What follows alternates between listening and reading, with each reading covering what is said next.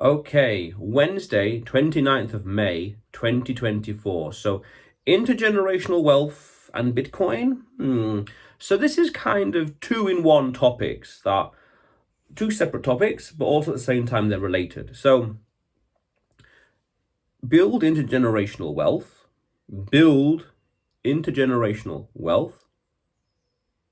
thinking long term, but also Bitcoin with regards to intergenerational wealth.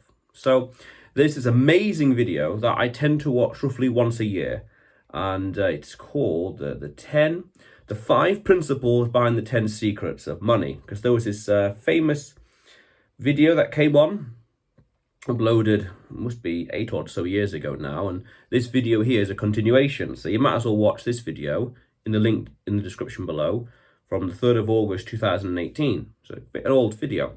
And in that video, the character giving a lecture, the individual gives this comment about how multiple generations have lived through, in the West, through multiple booms and busts over the past 100 or so years, 124 odd years, and yet there's no intergenerational wealth, which is kind of a continuation in a way of yesterday's vlog about choosing meritocracy and rejecting mediocrity. So we could say, in a very sincere way, why isn't there more intergenerational wealth? Why aren't there more families with intergenerational wealth today? All sorts of reasons. There's infinite answers behind that. Simple, any reason, okay? But then that gives the idea of this day forward, build intergenerational wealth, because as I've said before on the previous videos, that the long-term game is the only game worth playing, building for the future. And also at the same time, Bitcoin, people say there's like a nice mantra in the Bitcoin space where you don't hodl, you don't save Bitcoin for your first name, but for your last name, i.e. for the future generations, the grandchildren that are not yet born, and the generations after you that will be born when you pass on, 100 or so years from now, the generational wealth, the dynasty, you could even say. So in the video, and the concept behind this, you save for your last name, not your first name, it begs the question of, in life, in business, in fortunes and beyond, build intergenerational wealth. Why? Because it gives your grandchildren, your offspring, your ancestors, more opportunity, more chances in their lives into the future. There's a nice saying, standing on the shoulders of giants. Each generation you push up to a better life and a better future. So their starting point from when they're born is better than what yours was. Pushing a family, pushing your own dynasty onwards and upwards into a better future. That's powerful. That's powerful. This is family fortune, this is dynasties, and this is big picture thinking, and this is long-term thinking, perhaps in part because of being on a Bitcoin standard. The more long-term you think, powerful stuff. And I then say, yes, like in the video here, it talks about build intergenerational wealth. Yeah, exactly. Build future, build amazing things, embrace meritocracy, be an amazing high quality person, have amazing high quality life and high quality family and high standards. That's another important thing, high standards and high expectations, and push forwards, onwards and upwards, building intergenerational wealth. I often quote that meme from Dune Part 1, 2019, 2020, I don't really know which year it came out. We measure our plans in centuries. And here's a good example. Intergenerational wealth. If I'm thinking about my grandchildren or my grandchildren's children, generations that won't even be born until after I've passed on, and I'm thinking about them, that's powerful. That is very, very powerful. And as I said before in one video, a week or something ago, I had this idea a couple of years ago, where what I envision is to have a nice portrait of me in this big, nice mansion, let's say, and this portrait's above the fireplace, a central focal point in like a room. And generations not yet born, they'd be my age, 100 or so years from now, and they'd be looking at this portrait of me from 2025, 24, 26, in that vicinity, and they'd be thinking this great-granddad Adrian in 2000 and whenever did amazing stuff back then and gave us the life we have today. That conversation, that's the kind of conversation I want to make possible in the future, where they're praising me. They're praising me as an ancestor because the decisions done today, the businesses, the attitudes, the priorities, the values enshrined today in the family, in the mindset, in me, that's inculcated into the future.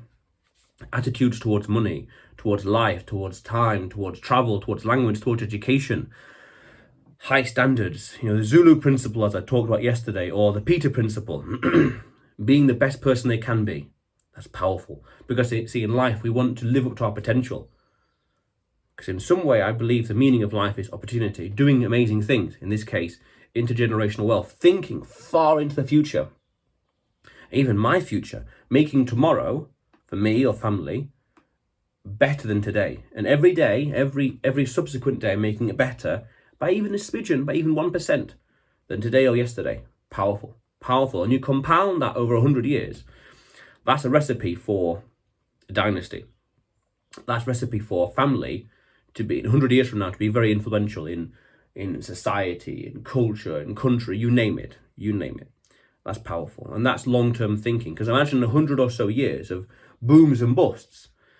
People could then say in the future, as you're embracing meritocracy today, generations in the future could say, well, what were you doing in 2024 when interest rates, for example, or loans or anything was cheap or easily available, readily available, and it was cheap? And just how we could say, well, in 2002, 3, 4, why weren't you buying houses? Because interest rates were low, houses were cheap, renting was easy, stuff like that. Or even in 2010, 11, 12, when interest rates were very, very low, ZERP, why weren't you borrowing money to buy assets and then, selling them later on? Things like that, all sorts of booms and bust cycles. Things are going up and then down in price, then riding that wave. Cheap and expensive, sell, find something else that's cheap, and ride that, and then ride that, and ride that, for example. And now, of course, all these things, not everyone can do for countless reasons. Fear, paranoia, doubt, insecurity, you name it. Open the dictionary and pick any adjective, and someone's probably using that as an excuse. Too obtuse, too insecure, too in denial. Anything. You pick a noun or adjective, and that's probably someone's excuse. Fair enough. But the principle is still there. The principle is very sound. Thinking long term, building intergenerational wealth for the family, or for the community, for the society, for anyone. It depends on your values and standards. You're an adult, you define your own values and standards. And then, as I often say, long-term game is the only game worth playing. So then you could say, and ask sincerely, ask whoever you want, the person in the mirror, anyone, what are we doing now to make the future better, even tomorrow, even the next hour, even next year, the next decade? And I mean that sincerely as well. What are we doing to make tomorrow better? What am I doing to make tomorrow better? In the immediate short term, tomorrow. But it's worth thinking about. And then introduces Bitcoin, where when we are confident and we are sure which way the prices are going to go, then that means we want to get as many Satoshis as possible, hold on to it as long as possible, use it as, do all sorts of financial shenanigans with it to access the liquidity to buy things, food, whatever else, and holding into the future. Holding, protecting, securing, cold storage, you name it, into the future. And just imagine hodling for 10 years. 10 years, or even 10 halvenings. The price, as we're confident it's going to go one way, then there could be any number of zeros in 10 years or in 10 halvenings, so 40 odd years. Imagine.